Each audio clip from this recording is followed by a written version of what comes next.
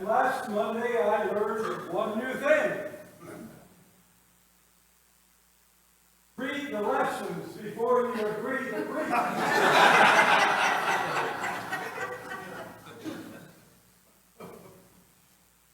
Father Tim and I have worked out kind of an agreement that I will preach on the second Sunday of each month. But if I had read the lesson, I might have said, can we switch for another week? At least two of these lessons are kind of, well, they're not kind of, they're really peculiar. David brings the Ark of the Covenant into Jerusalem. Well, it's a little more detailed than that. You see, the Ark of the Covenant was captured by the pagans, by those not of Israel, and was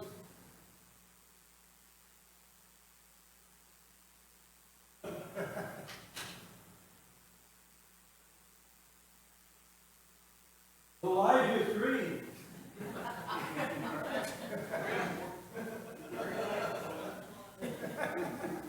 So something else is going on.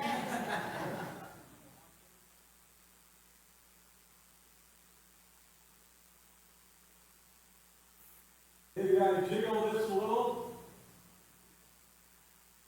Is that working? Yeah, but the question is, can they hear me out there?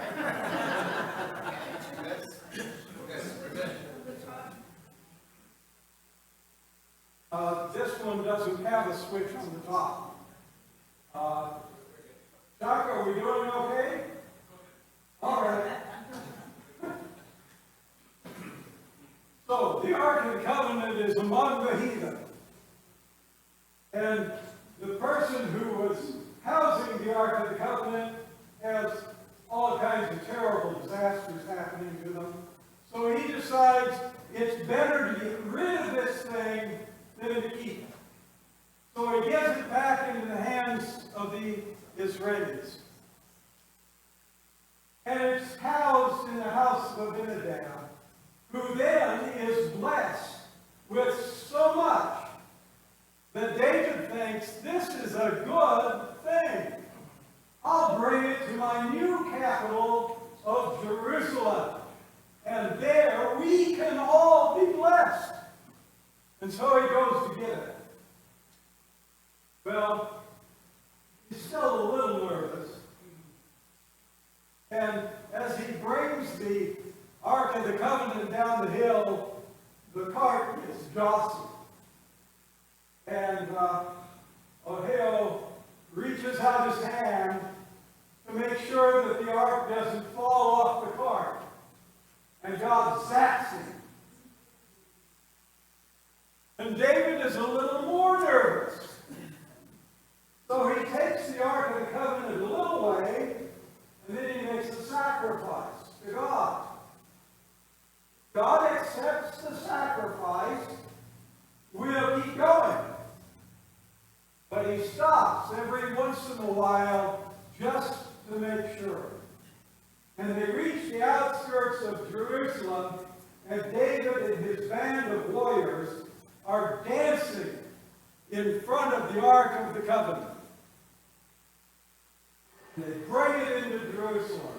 And David is wearing a linen ephod. Now, a couple of things. Dancing, and there is dancing. You see, dancing is that marvelous thing in this particular instance that is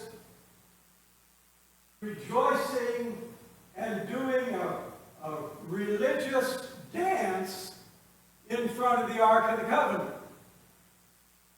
Dancing can also be a euphemism for streaking, or leaping about bare naked in front of everybody and their dog. Now, which is it? We don't know. But Michael decides that it's dancing and not dancing. And she detests David. Well, maybe not. See, she has good reason to detest David from the very beginning. She was in love with David when he was a young warrior in the court of her father Saul. And Saul decided to give her to David as a wife. David paid the bride's price that Saul required. I'll let you read about that. She became his betrothed. But he never completed the marriage contract. He married somebody else. And she married somebody else. And it was only for political expediency that David called her back into his court. Now, the other thing that you need to know is that there was a time when Saul did something wrong. Samuel, the great prophet, was supposed to offer sacrifice to God. And Saul took it upon himself to become a priest and prophet.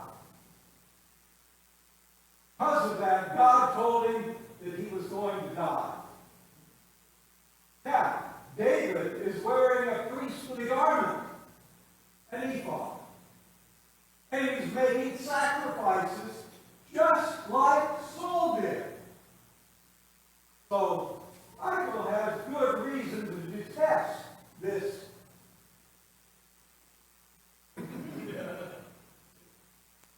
So when you get the whole story together, you got to ask yourself one question.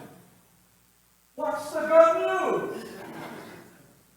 What's the gospel in all of this? And then we go to the gospel for today. Now, John the Baptist is one of the very few that has two saints' days. The birth of John the Baptist, which we all love to celebrate, and the beheading of John the Baptist, which we kind of ignore.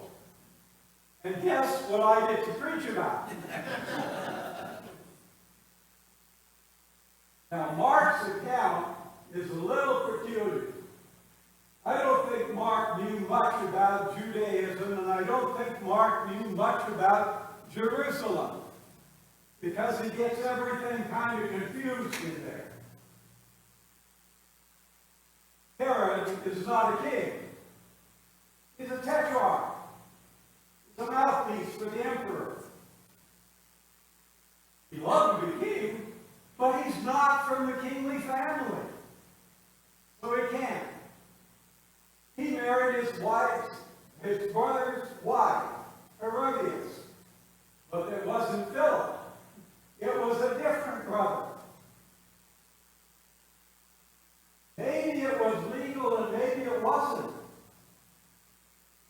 Because there is a law, a requirement that if a husband dies and there is no son to take care of the mother, guess who gets to do that?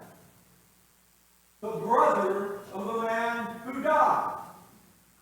But John the Baptist looked at that situation and said, this just ain't right. You can't do this. You got to change things. Well, that perturbed Herodias, as you can well understand. And an opportunity arose. Herod was throwing a party for all of his people, and Herodias' daughter, Herodias, but her name was really Salome. It wasn't Herodias. Does a dance for the group. And Herod is so pleased that he tells her, ask anything. Up to half of my kingdom and it's yours. So she goes to Mom and says, well, what should I ask? And she says, the head of John the Baptist. That's what she asked, and that's what she got. And John dies. And where's the good news? You know, you still got to ask that question. The good news comes in Ephesians. Now, Paul probably did not write the epistle to the Ephesians. It's much more Johannine, following John, than it is Pauline, following Paul. Because he talks about God's universal plan. God's plan is and always has been that all of creation, in heaven and on earth, those spiritual things and those physical things, are to be united in Christ into one, to the glory of God the Father. That's the key. And there's a way of looking at that. The word for plan in this case can also be considered stewardship. God places in Christ the stewardship of that great plan. And it is in and through Jesus the Christ that God's plan will come to ultimate fruition. Now, you and I are part of that. Because we are united with Christ, we are also stewards of that plan. Our lives make an impact on Christ's plan for the unification of the whole of creation to the glory of God the Father. What we do in our daily lives impacts that plan. You're a steward. You need to live your life as a steward of God. That's the good news. Well, not always such great news. Because you see, we live in a world that is, to put it mildly, conflicted. We do not live in a world where the plan of Christ seems to be growing into its fruition. And yet, since we are stewards, our lives have to follow the life of Christ. We don't do that very well. You can see that this weekend.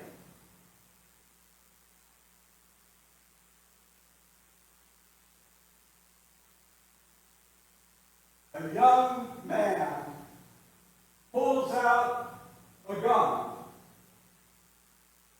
and tries to kill a candidate for presidency of this nation.